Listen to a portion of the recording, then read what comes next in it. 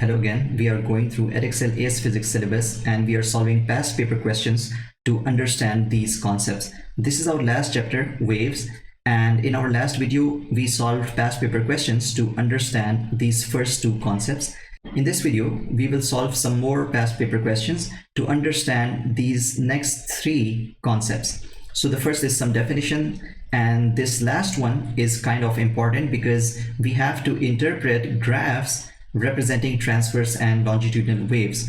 But this last part, including standing stationary waves, I will make a separate video for standing waves. We will discuss standing waves in detail in that video. So I will not combine it with this topic. Let's look at the questions first. The first question is, electromagnetic waves are produced by oscillating charges. Sound waves are produced by oscillating tuning forks. How are these waves similar? So you see, while explaining this question, we'll learn the definition of longitudinal waves, the definition of transverse waves. We'll see what does it mean to have the same frequency as the source, and we'll also differentiate between waves that require medium to travel and the waves that do not require any medium to travel. So waves, first of all, can be divided into two types: electromagnetic waves and mechanical waves. Electromagnetic waves do not require any medium for their propagation. On the other hand, mechanical waves do require medium for their propagation. An example of electromagnetic wave can be all the electromagnetic waves in the spectrum, for example, infrared, UV, visible light, and all of these are electromagnetic waves. Mechanical waves, on the other hand, can be, for example, sound waves, waves on a guitar string, water waves. So all of these are mechanical waves because they do require medium for their propagation. For example, think about how sound waves cannot travel through space, but light waves can travel through space. That's why, for example, we can see the light of the sun, but we cannot hear the explosions that are going on in outer space, right? Because sound waves cannot travel in space. Next, we can further divide mechanical waves into two types. So longitudinal waves and transverse wave.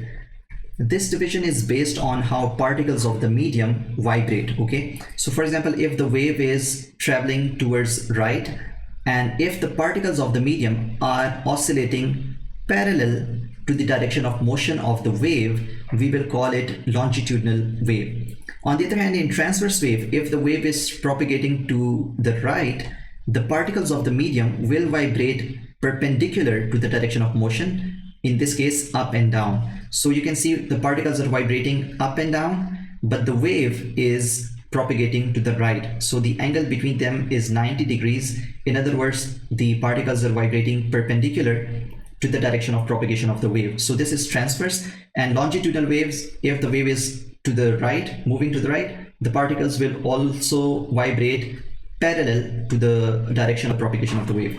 So I think now we can answer this question. So the first option is they are both longitudinal waves. This is wrong because light waves, electromagnetic waves, are transverse waves.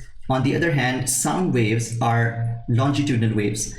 The second option is also wrong because it says they're both transverse. The last option, they both require a medium to travel. This is also not correct because sound waves are mechanical waves. On the other hand, electromagnetic waves are electromagnetic, so they do not require any medium to travel. So the correct option is C. They both have the same frequency as their respective sources. So for example, if you have a tuning fork that is labeled 480 Hertz, that means that this tuning fork will produce a sound wave having the same frequency, right? So they always have the same frequency as their respective source. This next question is actually more important because a lot of students confuse that any wave that looks like, for example, this will be a longitudinal wave, and any wave that looks like this will be a transverse wave. This is not the definition of the longitudinal and transverse wave, okay? As you will see in this question, the question says loudspeaker produces a sound wave in air. The diagram shows molecules before the sound wave passes. At a particular instant, as the sound wave passes, the air molecules are displaced as shown in the second diagram. So in this diagram, the question is, label a point on diagram 2 where the pressure of the air is a minimum. So you can see here the molecules are compressed here and they are far apart from each other in this region, again compressed in this region, and they are kind of expanded in this region. So these are the regions of high pressure. This is where the pressure is minimum. So either this point or this point, both are correct. These both are the points of minimum pressure. The second part of this question is the question that I really want you to understand. Sketch a graph of displacement against distance for the air particles between A and B at this instant on the axis below. So what we have to do is we have to plot displacement as a function of distance, right?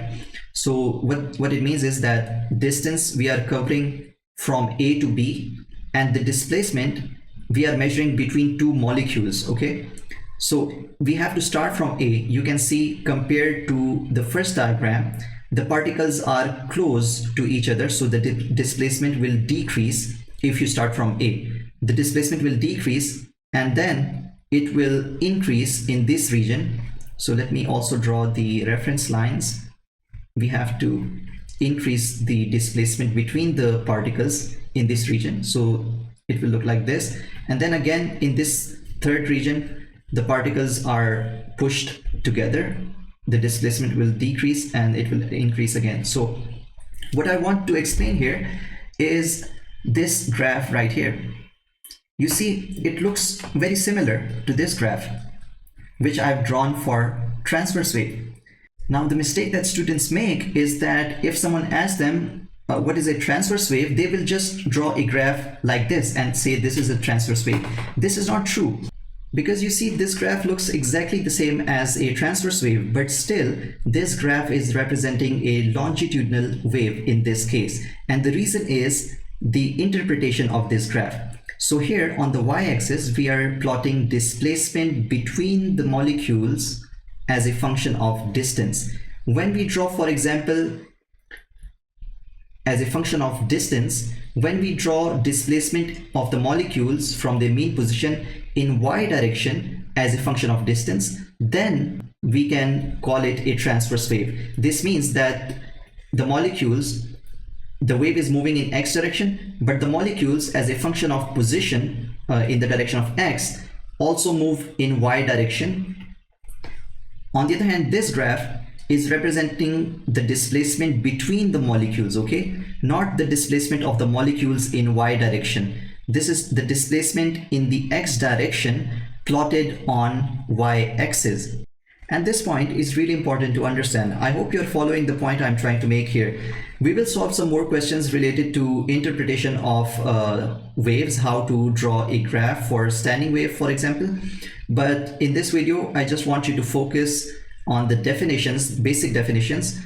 Do not look at this graph and translate this graph as a definition of transverse wave.